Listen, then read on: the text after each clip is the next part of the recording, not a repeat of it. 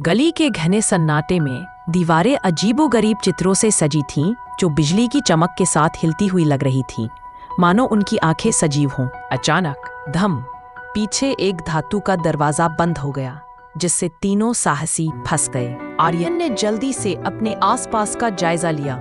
जैसे ही उसने ऐसा किया, हथियारों से लैस दो नकाबपोश आदमी परछाई से बाहर निकले। आदित्य ने दांत पीसते हुए कहा, लगता है अब बातचीत का नहीं, लड़ाई का समय है।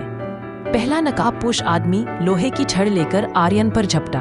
आर्यन ने चकमा दिया और उसके पेट पर एक घूंसा मारा, जिसकी आवाज गूंजती रही जब वह आदमी दीवार से टकराकर गिर पड़ा। दूसरा नकाबपोश अनवी की ओर बढ़ा, लेकिन अनवी ने तेजी से अपने बैग से एक छोटा सा ब्लेड निकाला और उसका हाथ काट दिया। खून की धाराएं टपकने लगी और वह दर्द से चीख पड़ा।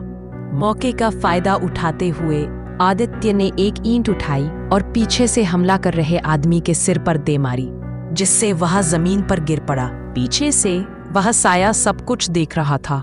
उसकी रहस्यमयी मुस्कान और गहरी होती जा रही थी।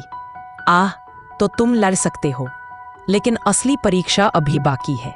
जैसे ही उसने ताली बजाई, गली की दीवारों पर बनी पेंटिंग्स से इंसानों जैसी परछाइयां निकली, जो तीनों को घेर रही थीं। आर्यन दहाड़ा, अब यह सब खत्म, या तो हम मर जाएंगे या फिर सच्चाई को जिंदा बाहर निकाल लेंगे। तीनों एक दूसरे के पीछे खड़े होकर आगे बढ़ती परछाइयों का सामना करने के लिए तैयार थे। पहला जीव आर्यन पर झपटा। उसने अपनी पूरी ताकत एक मुक्का में लगा दी, जिससे परछाई फटकर गायब हो गई। अनवी ने चाकू से वार किया और दूसरा जीव चूर चूर होकर गायब हो गया। आदित्य ने अपनी मुट्ठियों से तीसरी परछाई को धूल में बदल दिया। लेकिन जितना ज्यादा वे लड़ते, दीवारों से उतनी ही ज्यादा परछाइयां निकलती। फिर धीमी आवाज में उस परछाई ने बुदबुदाया, शहमात नजदीक है। आह!